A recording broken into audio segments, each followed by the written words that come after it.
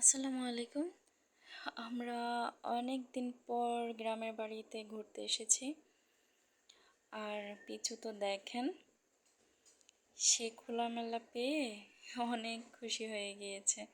যেই দিক দুই চোখ যাচ্ছে সেই দিক যাচ্ছে। সে খুশিতে ঘাস খেতে যাচ্ছে।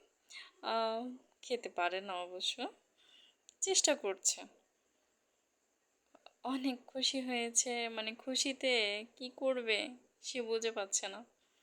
আহ, মানে হঠাৎ করে খোলামেলা পেয়ে সে তো খুশিতে আত্মহারা হয়ে গিয়েছে। উপর দিয়ে একটা কাক গেল, সেটা দেখে ভয় পেয়েছে। সবাই দোয়া করবেন আমার পিচুর জন্য।